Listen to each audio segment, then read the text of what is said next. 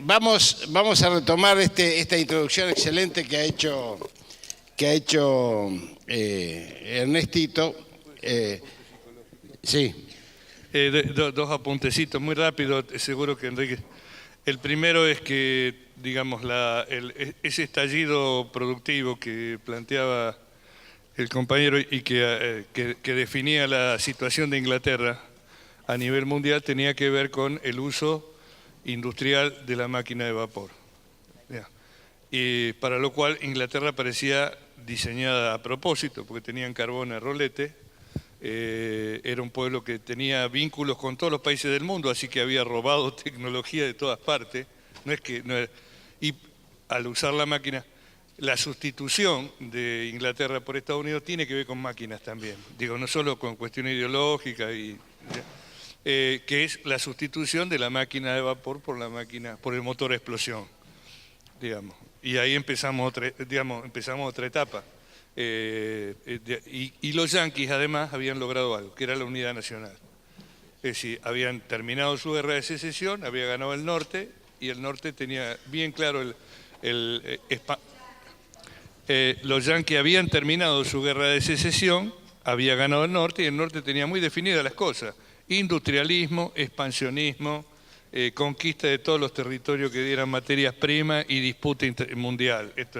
Después esto se va a consolidar con las guerras, en el sentido de que Estados Unidos, en las dos guerras, fue proveedor de todos los países. No sé si ustedes saben, pero los números que tenían los retenidos en los campos de concentración alemanes eran un código de barras. Y el código de barras lo atendía periódicamente la IBM. La IBM iba y controlaba que las máquinas funcionaran.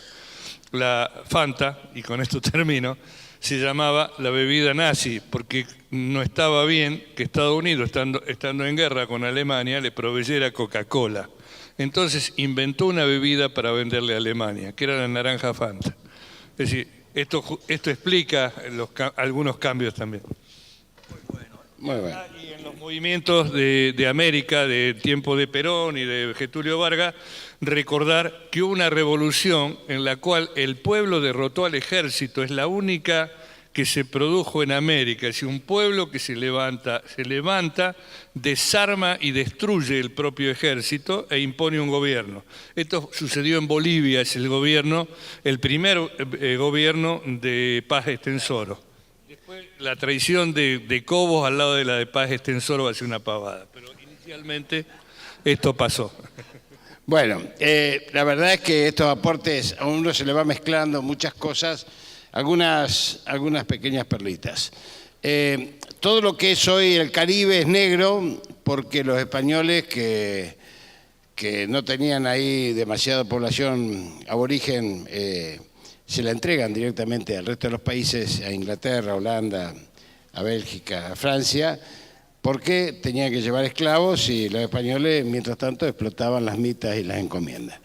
La etapa que tan bien describió Ernesto y que fortalece ahora Mario sobre el tema de las naciones, yo les recomiendo un libro muy interesante que se llama La insubordinación fundante, de Marcelo Gullo, que es un libro que explica cómo los países centrales, todos los países centrales, pudieron fortalecer sus perfiles, su economía y incluso sus apetitos imperiales, en los casos de los que fueron imperiales, a partir de la inversión estatal. No hay ningún país del mundo que haya sido capaz de crecer a partir de la inversión privada. Tanto es así que en este detalle que decía también Ernesto, de por qué Inglaterra se va fortaleciendo al cambiar el eje del mundo, como lo vamos a ver la semana que viene con Enrique Dussel en la filosofía de la liberación, el eje del mundo va cambiando porque en Inglaterra, que es una isla, se va acumulando dos cosas. Se van acumulando todos los cerebros perseguidos por las coronas monárquicas de entonces, coronas sumamente, la verdad que sumamente analfabetas, que persiguen desde tipos como los más grandes filósofos, hasta Maimónides, y a los que venían con los turcos, ¿no es cierto?, a a aquellos a Spinoza, que era judío y que termina en Holanda, los va persiguiendo, y entonces, pero a su vez Inglaterra se roba todos los barcos de alta mar que traían el oro y la plata de los españoles, y además los españoles, en vez de producir, compraban la vajilla inglesa. Entonces florece una Inglaterra industrial, por un lado con la tecnología del acero de los chinos, y por otro lado con el robo que se hace en América Latina con el oro y la plata. Yo le digo para que tengamos un panorama de cómo esto va sucediendo, porque ahora vamos a meternos en la política internacional y resulta que la insubordinación fundante y este principio de siglo que marcaba también Ernesto, empieza incluso para los países árabes, que ahora vamos a meternos, y en África, también con un negociado entre la banca Rothschild y los ingleses, que tenían obviamente colonizado a toda la zona de Palestina, y van empezando con un negocio que es la compra de tierra para desalojar en una verdadera ingeniería étnica, una ingeniería social, que aún se mantiene hasta hoy del Estado de Israel, con la ampliación de su espacio geográfico, que desde que se creó en 1948 hasta ahora ha multiplicado por 3 su geografía, a costa de ocupar territorio palestino. Esto empieza en 1925, pero empieza en 1889 con el Congreso de Teodoro Herzl y el Congreso Internacional Sionista, donde plantean que necesitaban una patria sin pueblo para un pueblo sin patria. En Palestina vivían 1.500.000 personas, de las cuales 800.000 eran musulmanes, 150.000 católicos y casi 200.000 judíos, y convivían perfectamente bien.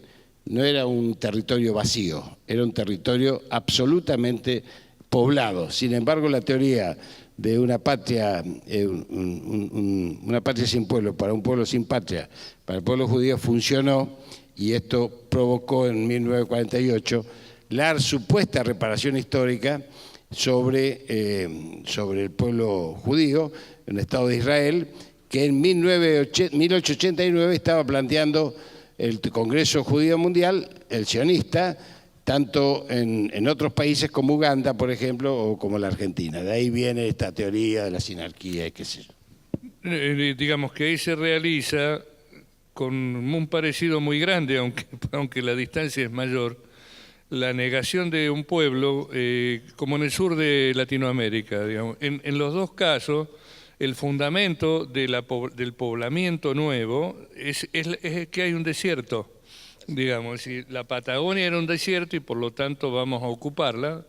Después sabemos que hay muertos, etcétera, digamos, y empezamos a hablar de los mapuches como ladrones, pero digamos, en ese momento se trataba como un desierto, y el mismo tratamiento tuvo la ocupación de Palestina, siendo que en todo caso había palestinos con diferentes religiones, incluso más que etnias, porque son todos parientes. Dicho sea de paso, son todos semitas.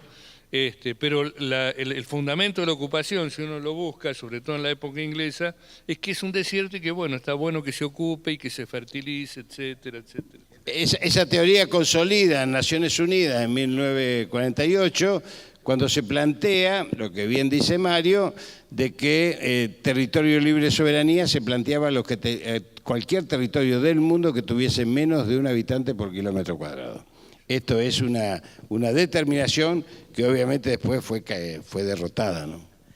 Los ingleses siempre fueron maestros en esta armada, en este manejo de dividir. Por ejemplo, ellos cuando se produce, y la India era la joya de la corona, y cuando se produce la independencia de la India, ellos manipularon, hay una minoría musulmana, un 14%, para romper la India. Un sector de la India formó Pakistán, que era un país que en su momento había un Pakistán occidental, en el medio estaba la India y del otro lado estaba el Pakistán oriental, separado por 1000 y pico de kilómetros.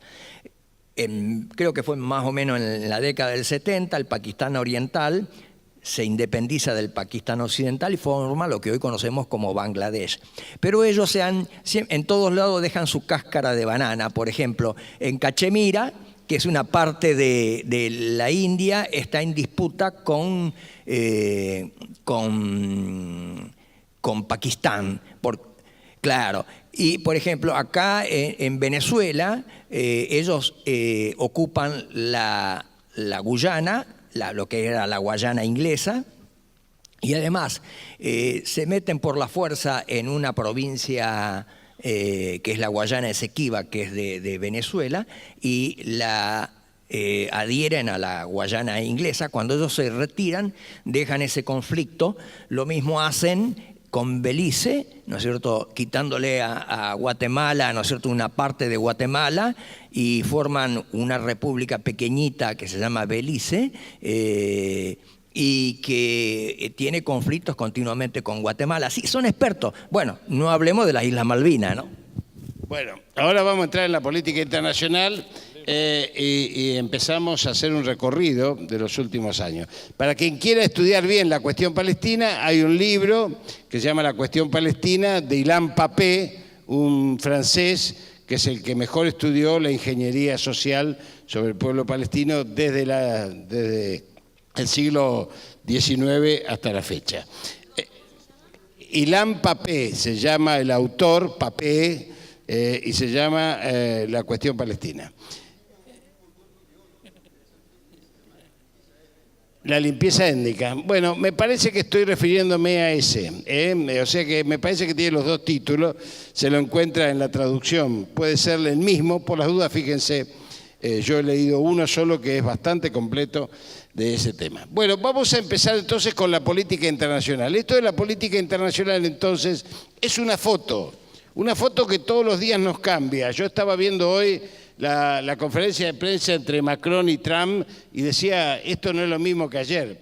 ¿Dónde está De Gaulle? Por favor, De Gaulle Boblé. De Gaulle parece el Che Guevara al lado de Macron, ¿no? Esto está claro. Miren, vamos a poner un punto de inicio caprichoso ante una perla para la medicina del trabajo. En las minas de carbón que decía Ernesto, trabajaban chicos que tuviesen menos de 1,50 de altura para que los túneles no fuesen tan caros y poder excavar más tiempo. Igual que en la industria textil de Inglaterra trabajaban chicos que tuviesen menos de 1,50 porque era el nivel sobre el cual corría el tejido y para arreglar los tejidos tenían que trabajar los chicos. Igual que para la chimenea, que les provocaba cáncer de escroto, como todos sabemos.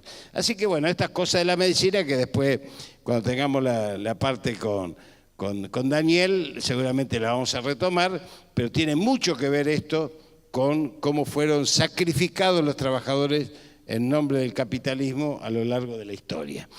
Vamos a poner un punto de inicio en las Torres Gemelas. Y vamos a ponerlo ahí porque en realidad ustedes vieron que cada siglo empieza cuando el acontecimiento lo determina. Y el siglo XXI empieza con las Torres Gemelas. Y si yo le pregunto a ustedes quiénes eran los pilotos los 11 pilotos de los aviones que se estrellaron en las torres y que no las derrumbaron, sino que fue una implosión, y esto se sabe en todo el mundo, yo le digo de qué nacionalidad eran. ¿Alguien se anima a decirme de qué nacionalidad eran los pilotos? ¿Cómo? Saudíes, muy bien. ¿Qué más? ¿Y qué más? Había dos más. 9 saudíes y 2... ¿Eran afganos? No. ¿Eran iraquíes? No. Eran yemenitas. Yemenitas. O sea, 9 árabes saudí y 2 yemenitas, los que estrellaron los aviones. Sin embargo, la reacción imperial de un atentado que fue atentado porque fue provocado, pero atentado al fin, fue invadir Irak y después convocar al resto de las Naciones Unidas del Consejo de Seguridad para invadir Afganistán. ¿Cuál es la relación? Ninguna. Simplemente la que decía Ernesto. Un sistema de castigo a Saddam Hussein que había sido derrotado por Irán después de 8 años de guerra, que había invadido Irán, Saddam Hussein, con el apoyo de Estados Unidos, de Gran Bretaña, de Arabia Saudita y de Israel y de Rusia, y durante 8 años combatió y dio vuelta a la guerra con 1 millón de muertos, en función de quedarse con los pozos petroleros de Irán por parte del imperio, fundamentalmente como escarmiento por haber derrotado al Shah de Irán con la revolución de Khomeini. Esto pasó, fue adelante de nuestros ojos, y porque además, ustedes pueden ver ahí, que se ve muy chiquito, pero yo voy a tratar de que ustedes lo miren acá, la ruta que va de Irán a Europa pasa por Siria. Por eso hoy Siria es lo que es, ¿sí?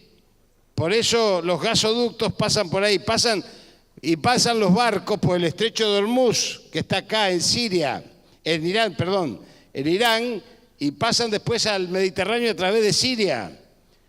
Esto es muy importante. ¿Por qué es importante?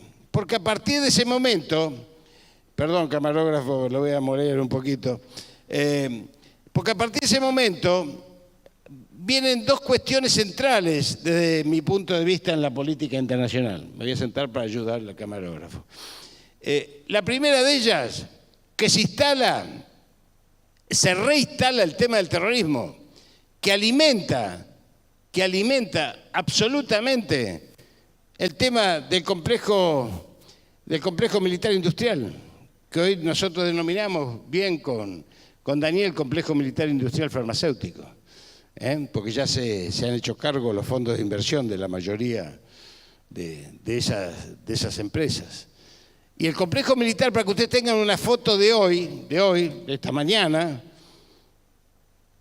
Estados Unidos gasta 600.000 millones año en armas. Europa gasta 285.000, igual que China. China y Europa gastan lo mismo. China gasta lo mismo que todo en armas. Rusia gasta menos de 200.000, igual que la India.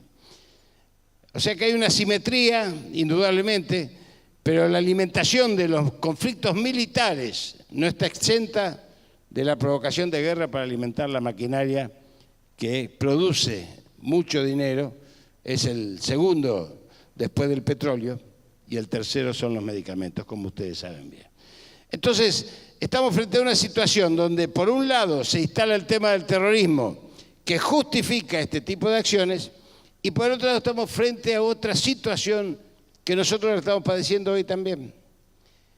Porque a partir de esa declaración de terrorismo internacional empiezan a recortarse en todos los países del mundo las libertades individuales. Las libertades individuales ya no son como en el siglo XX, dejaron de ser. Además, con la ayuda de la tecnología ha dejado de ser.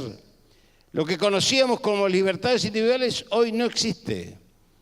Ha sido arrasada y esto podemos explicitarlo después en el próximo módulo, cuando hablemos de la filosofía, porque tiene que ver con la vida que estamos viviendo los habitantes de este planeta a partir de ese 2001. No es casual. No es casual que el hegemonismo que adquiere Norteamérica a partir de 1989, cuando cae el muro de Berlín, que yo les recuerdo que cae de adentro hacia afuera, no de afuera hacia adentro. Este no es un dato menor. Piénsenlo. Cae de adentro hacia afuera. O sea, hay como entregar la reina, diríamos en ajedrez, frente a la asimetría que se estaba produciendo. Y también es cierto que ese hegemonismo norteamericano lleva a que Estados Unidos tenga que ampliar su despliegue militar a 1.300 bases militares en todo el mundo. 1.300 bases. Hoy son 1.100, pero con más flota en el mar. Entre ellas la cuarta flota que está circundando América Latina a partir de hace 2 años en la recomposición del plan Cóndor, diríamos, del siglo XXI. Y esto lo vamos a explicar después. Porque lo que estamos hablando de política internacional es para llegar al barrio. No se crean que nos vamos a quedar en la política internacional. Si la política internacional no llega al barrio, no sirve para nada. Estamos haciendo un ejercicio abstracto y absolutamente intelectual. Pero cuando le expliquemos lo que va pasando, vamos a explicar por qué la Argentina y América Latina están viviendo la situación que está viviendo en el día de hoy. porque esto se encadena con aquello que tiene que ver, primero, con un profundo deterioro de la economía norteamericana, porque cuando uno hable 1.300 bases militares, tiene que sostenerlas. Y no siempre la economía acompañó esto. Es más, nosotros denominamos la crisis de Lehman Brothers en el 2008. Denominamos como si fuese la crisis. La crisis. Sin embargo, nadie habla de crisis cuando desde mucho antes se nos mueren 25.000 personas por día de hambre en el mundo, por la concentración de la riqueza que ha producido este proceso que estamos explicando. Porque a partir de ese hegemonismo norteamericano se apuntala a una de las peores condiciones que hoy ha sido denunciada en un libro que se está presentando del Papa Francisco acá a 3 cuadras en la UMET, en la Universidad Metropolitana de los Trabajadores, donde el Papa Francisco dice que quienes apuestan a la excelencia macroeconómica de los números y se olvidan de los pueblos, están sacrificando en nombre de esa supuesta excelencia a miles de millones de personas. Lo dice en el libro, si lo consiguen, mañana va a estar a la venta el libro del Papa Francisco, escrito por él, es un libro escrito por el Papa Francisco. Está alertando, el mismo libro que nos dice, que lo estuve hojeando, que estamos transitando la Tercera Guerra Mundial. ¿Y cómo se desencadena esta Tercera Guerra Mundial? El apetito imperial de ver surgir las potencias del mundo multipolar. Ernesto describió cómo se conformaba ese mundo unipolar. ¿Qué es el mundo multipolar? Es el mundo que empieza a levantarse frente, como nuevos actores en la política internacional, frente a este hegemonismo norteamericano. Empieza a levantarse, se levanta China, que como dijimos en una de nuestras clases, aprueba su 14º plan quinquenal consecutivo.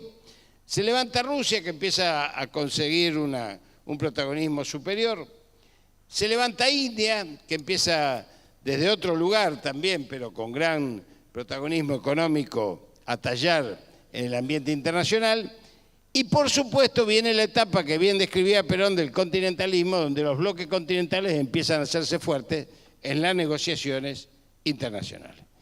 Esas negociaciones internacionales llevan a la Argentina a ocupar un lugar privilegiado dentro del G20, que es ampliado por Obama, es ampliado por los demócratas en un intento de democratización del mundo unipolar. ¿Qué significa esto?